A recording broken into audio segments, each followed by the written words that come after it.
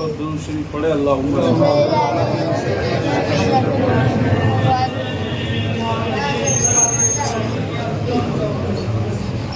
हुजूर पीर तरीक़त मक़दर रूहानियत बहुत सादात सरकार सैयद अलहाज मोहम्मद अहमद फातमी रहमतुल्लाह ताला अलैहि ना सज्जादा नसीर जा नसीर हुजूर पीर तरीक़त सरकार सैयद अहमद मुनीर बाबू कादरी फातमी मददुल आली नूरानी આજે પહેલી વખત જાનશ્રી બાદ આપણે અહીંયા કિફાતની સરજમીન ઉપર તો બાવાનું ફુલારથી સન્માન કરશું તો અલારતભાઈને હું દાવત દઈશ કે ઊભા થાય અને બાવાને ફુલાર કરે.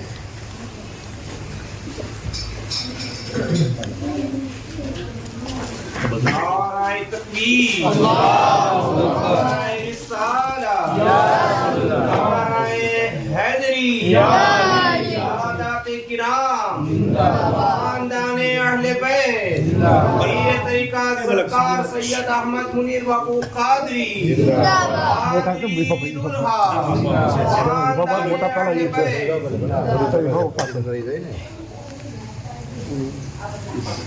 इब्राहिम भाई सरकार ने फुलार कर.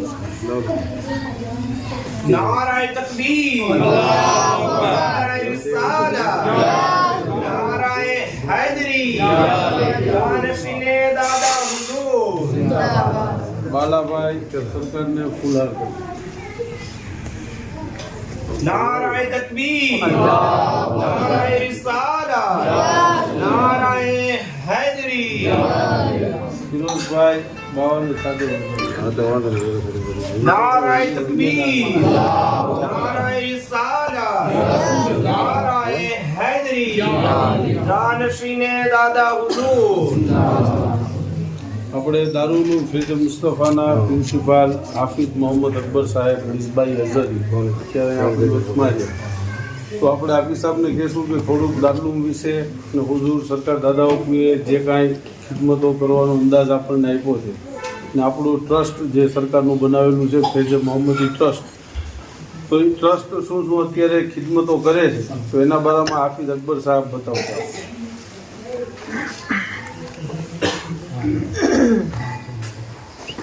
हुजूर पीर तरीक़त गुहर सादात ताजुल मशाइख अलहाज सरकार सैयद मोहम्मद दादा अबू कादरी फातमी रहमतुल्लाह ताला अलैहि के जानशीन सरकार सैयद अहमद मुनीर मददुल आली व नूरानी दीगर सादात इज़ाम उलमाए किराम बुजुर्गों दोस्तों अस्सलामु अलैकुम व रहमतुल्लाहि ताला व बरकातुहू. સૌથી પહેલા એકવાર આપણે દુરુશી પડી લઈએ. અલ્લાહુમ્મા સલ્લી અલા સય્યિદિના મૌલાના મુહમ્મદ વલ કરમ માઇલ વલ હિકમ વલ હિકમ વાલિક મુબારક વસલ્લમ. આકા કરીમ સલ્લલ્લાહુ અલૈહિ વસલ્લમ ની એક હદીસ પાકનો મફહૂમ છે કે હોશિયાર અને અકલમંદ ઇન્સાન તે છે કે જે જમીન ઉપર રહીને જમીનની નીચેની તૈયારી કરે. કારણ કે જે કોઈ દુનિયામાં આવ્યા એને હંમેશા જમીન ઉપર નથી રહેવાનું. એકના એક દિવસ આ દુનિયા છોડીને આપણે કબર તરફ જવાનું જ છે. દુનિયામાં આપણે જે કાંઈ માલ મિલકત દોલત જમીન જાયદાદ સોનું ચાંદી જે કાંઈ જમા કર્યું હશે એ બધી વસ્તુ આપણને ત્યાં સુધી જ કામ આવવાની જ્યાં સુધી આપણી આંખ ખુલી છે. જેમ આંખ બંધ થઈ આ બધી વસ્તુનો રિશ્તો આપણાથી તૂટી જશે અને પછી ગમે એટલી જાયદાદો હોય મિલકતો હોય જમીનો મકાનો દુકાનો હોય પણ એમાંથી સળી બરોબર પણ આપણને કામ આવવાનું નથી. તો અલ્લાહે આપેલી આ જિંદગી છે એ જિંદગીની અંદર આપણે દુનિયા માટે તો ઘણું બધું કરીએ જ છીએ. મકાન બનાવીએ, જમીનો લઈ, મકાનો લઈ, દુકાનો લઈ, ગાડીઓ લઈ, ઘણું બધું આપણે દુનિયા માટે કરતા હોઈએ છીએ. પણ અલ્લાહ તાલાએ આ જિંદગી આપણને આ એક તક ફક્ત દુનિયા કમાવવા દુનિયાનું સારું જીવન જીવવા માટે જ નથી આપ્યું. એની ઇબાદત માટે આપણને જિંદગી અતા ફરમાવે અને આ દુનિયાની જિંદગી આપણા માટે આખિરતની ખેતી છે. આપણે જેવું અહીંયા વાવશું એવું આખિરતમાં એનું લણવાનું છે એવું. તો અલ્લાહ તાલાએ જ્યારે આપણને એક કિંમતી જિંદગી અતા ફરમાવી અને કેવા નબીના ઉમ્મતી આપણને બનાવ્યા કે જે નબીના ઉમ્મતી બનવા માટે અંબિયાએ કિરામ અલૈહિસ્સલામ અલ્લાહની બારગાહમાં દુઆ કરતા હતા કે અલ્લાહ તું અમને તારા મહેબૂબના ઉમ્મતી બનાવ. એ નબીના આપણને ઉમ્મતી બનાવ્યા અને એક સારી એવી જિંદગી અલ્લાહ આપણને અતા ફરમાવી અને બુઝુર્ગોની આપણને સોબત નસીબ ફરમાવી અને એમાં ખાસ કરીને હુઝુર પીરે તરીકત અલ્હાજ સરકાર સૈયદ મોહમ્મદ દાદા અબુ કાદરી ફાતમી રહમતુલ્લાહી તાલા અલીની જિંદગી અને આપના આપેલા મિશનો કે એક મિશન આપણા માટે એ આખિરતની અને આખિરતની નજાત ને કામયાબીનો ઝરિયો છે. તો એવા અલ્હમ્દુલિલ્લાહ આપણે દીન અને સમાજ ને કોમની ખિદમતના આપણને ઘણા બધા મિશનો હતા ફરમાયો.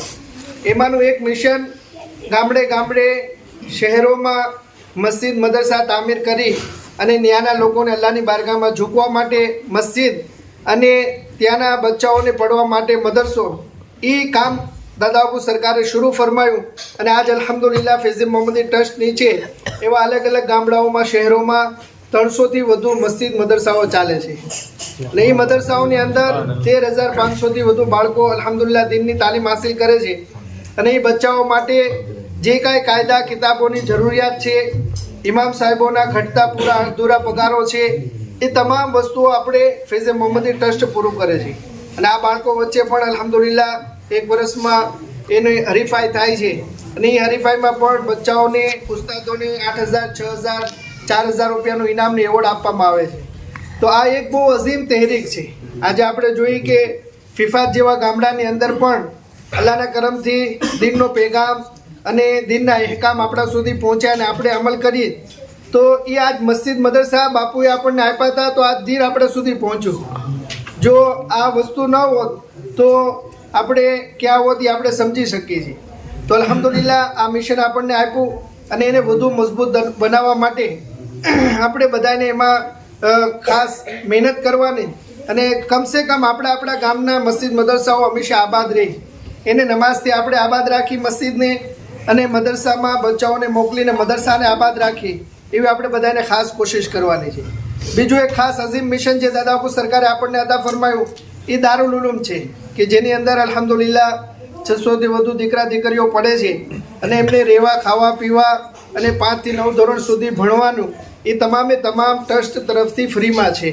અને અલ્લાહનો કરમ બાપુની દુઆ કે અત્યાર સુધી 109 દીકરા દીકરીઓ આપણા દારૂલમાંથી હાફિઝ કારી આલિમ ફાઝિલ બનીને તૈયાર થઈ ગયા છે અને અલ્લાહના કરમથી બાપુની દુઆથી ગયા વર્ષે 22 દીકરા દીકરીઓ તૈયાર થયા હતા અને આ વર્ષે 31 દીકરા દીકરીઓ હાફિઝ કારી આલિમ ફાઝિલ બનીને તૈયાર થયા. દર વર્ષે આ સંખ્યા વધતી જ જાય છે ને અલ્હમ્દુલિલ્લાહ દારુલ ઉલૂમમાંથી જે પડીને બચ્ચાઓ તૈયાર થાય છે એ કોમની ખિદમત માટે એ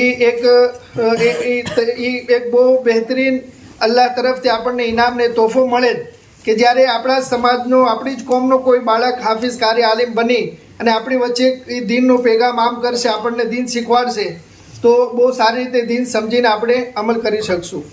બીજી જે તહેરીક અઝીમ આપણને દાદા અબુ સરકારે અતા ફરમાવી અને અલ્હમ્દુલિલ્લાહ મુની દાદાની દુઆઓથી એમની મહેનતોથી જે તહેરીકો આગળ વધે છે એમાંની એક તહેરીક નેક કામ મિશન છે કે ગામડે ગામડે મસ્જિદ બને, મદરસાઓ બને અને કોઈ ગામના લોકો મસ્જિદ મદરસાથી મહેરૂમ ન રહે જેથી કરીને દીનને અહેકામ ઉપર અમલ કરવાનો એમને મોકો મળે એના માટે આ મિશન દાદા અબુ સરકારે મુની દાદાની શાદી વખતે શરૂ કર્યું 23/11/2015ની તારીખમાં અને આજ સુધી અલ્હમ્દુલિલ્લાહ આ મિશન દ્વારા 209 જગ્યાએ કામ પૂરા થઈ ગયા છે અને 25 જગ્યાએ કામ ચાલુ છે અને 28 જગ્યા હજી વેટિંગમાં છે.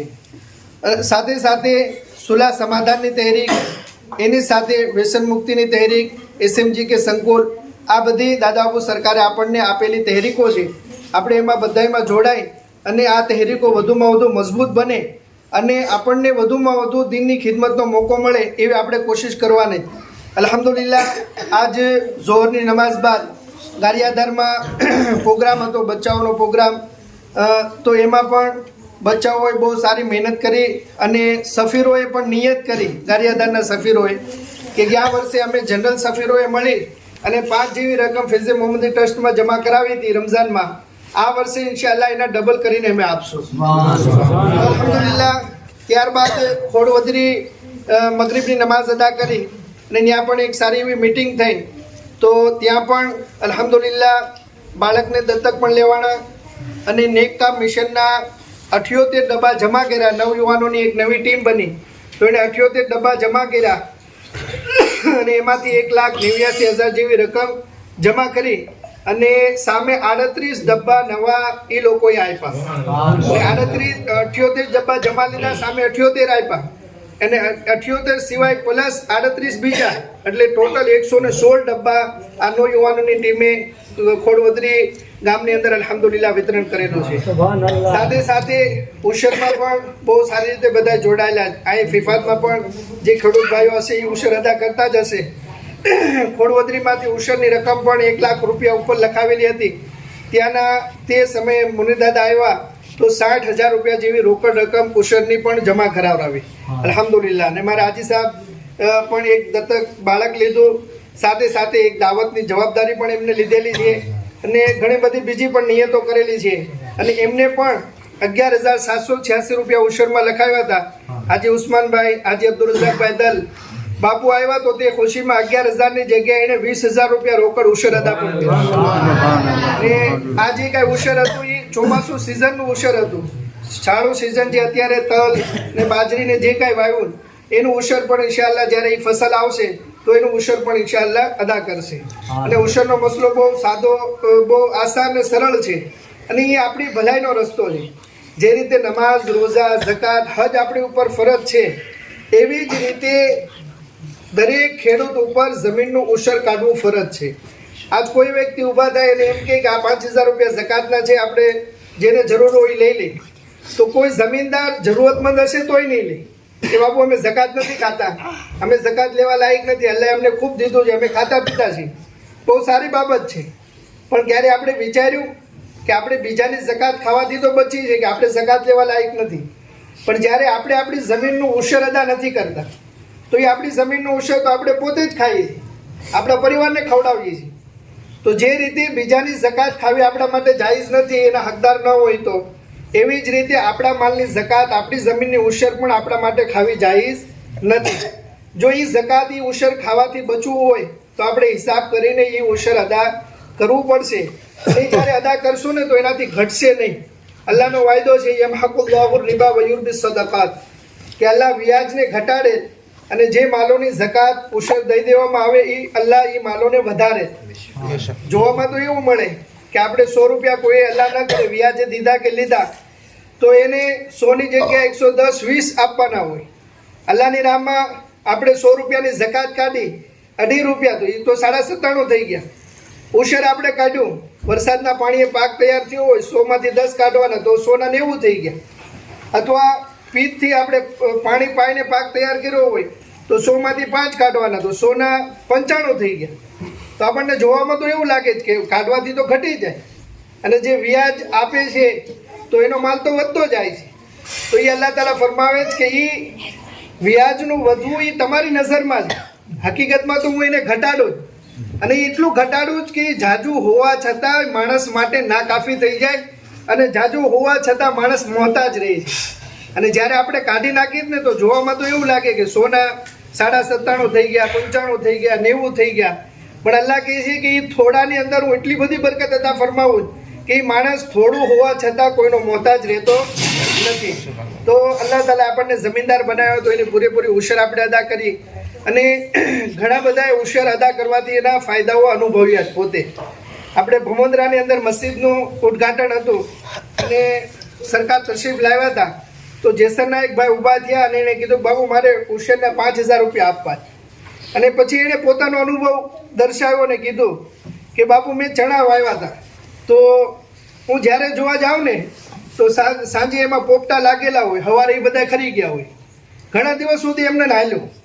પછી એક દિવસ મેં વાડીમાં જઈને નિયત કરી કે અલ્લાહ આમાંથી જે કાંઈ તો આપસ ને એનું પૂરેપૂરું ઉશર અદા કરે છે, એવી નિયત કરી એણે. અને એ થોડાક દિવસ માટે બહાર બી આવી ગયા. એ થોડાક દિવસ પછી જ્યારે વાડી આવ્યા ને તો જોયું કે જે પોપટા ખરી જતા હતા ને એ પોપટા બધા એમાં લાગેલા હતા.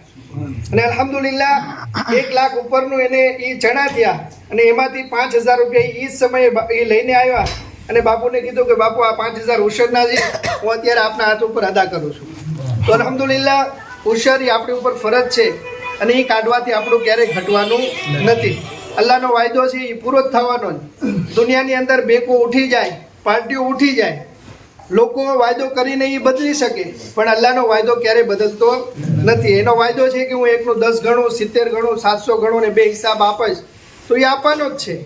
બસ એની જાત ઉપર યકીન રાખી અને દાદા બાપુ સરકારના, મુનીર દાદા સરકારના જે બતાવેલા આપણને મિશનો, તહેરીકો, પેગામો છે એની ઉપર અમલ કરતા રહી તો ઇન્શાઅલ્લાહ એનો ફાયદો દુનિયાના આખિરતમાં ખૂબ મળશે. અને ખાસ મેસેજ કે અત્યારે આપણે રમઝાન નજીક આવે છે ને ગામડામાં તો અલ્હમ્દુલિલ્લાહ રોઝા રાખવાનો ખૂબ સારો એવો માહોલ હોય છે, પણ છતાં અત્યારથી આપણે નિયત કરેલી કે ઇન્શાઅલ્લાહ આપણે બધાએ રોઝા પણ રાખશું ને આપણા ઘરમાં પણ નાના મોટા બધાને રોઝા રાખવાની કોશિશ કરાવશું. આપણે પણ નમાઝ પઢશું અને બધાને ઘરના સભ્યોને પણ નમાઝની પાબંદી કરાવવાની કોશિશ કરશું ને અલ્લાહે માલ દીધો હશે તો એની ઝકાત પણ આપણે અદા કરશું.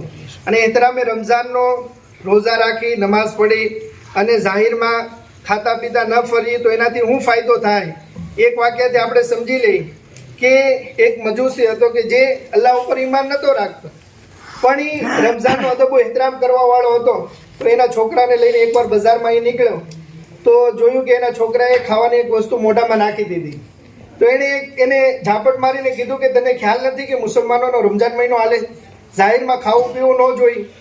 થોડાક સમય પછી એનો ઇંતિકાલ થઈ ગયો. એક અલ્લાહવાળાએ એને જોયું અને પૂછ્યું કે અલ્લાહે તારી સાથે શું મામલો કર્યો? તો કીધું કે અલ્લાહે મને બક્ષી દીધો, ઈમાનની તોફીક પણ અતા ફરમાવી ને જન્નતમાં દાખલો પણ અતા ફરમાવ્યો. અને એનું કારણ ફક્ત ને ફક્ત એટલું જ છે કે જ્યારે હું રમઝાનમાં નીકળ્યો અને મારા બચ્ચાને રમઝાનનો મેં અદબો એહતરામ શીખવાડવા માટે જ્યારે એને મેં માર્યો તો અલ્લાહને મારી આ અદા એટલી બધી પસંદ આવી ગઈ કે મોતની વખતે મને ઈમાન પણ નસીબ કર્યું ને જન્નતમાં મને દાખલો પણ અતા ફરમાવ્યો. તો જો ઈ રમઝાનનો અદબો એહતરામ કરે તો અલ્લાહ એટલું બધું નવાઝે એને. તો આપણે તો હુઝુરના ઉમ્મતી છીએ, અલ્લાહની બારગાહમાં ઝૂકવાવાળા છીએ. જો આપણે રમઝાનનો અદબો એહતરામ કરશું તો અલ્લાહના ઇનામોના આપણે દુનિયામાં પણ હકદાર બનશું અને આખિરતમાં પણ બનશું. અને એક રોઝું છોડવાનો કેવડો મોટો ગુનાહ છે કે જે એક રોઝું કોઈ કારણ વગર છોડી દે, શરીયતની ઇજાઝત વગર છોડી દે તો એને 9 લાખ વર્ષ સુધી દોઝખના અઝાબમાં એને દોઝખમાં નાખવામાં આવશે. તો આપણે જો દુનિયાની એક માચીસની આગ આપણે બરદાસ્ત ન કરી શકતા હોય તો દોઝખની આગ કઈ રીતે બરદાસ્ત કરી શકશું? તો એ આપણે સમજી અલ્લાહના ફરજ ઉપર અમલ કરવાની કોશિશ કરી. અલ્લાહ આપને મને સૌને નેક તૌફીક અતા ફરમાવે. સુભાન અલ્લાહ. એકવાર બોલો સુભાન અલ્લાહ. હાજી ઇબ્રાહીમભાઈ બિલખિયા ઉશરની નિયતથી 11,000 રૂપિયા એ આપે છે. અલ્લાહ કબૂલ ફરમાવે, એમની જમીનોમાં, એમની ફસલોમાં અલ્લાહ ખૂબ બરકતો અતા ફરમાવે. અને એ આપણા ફાયદાનું જ છે.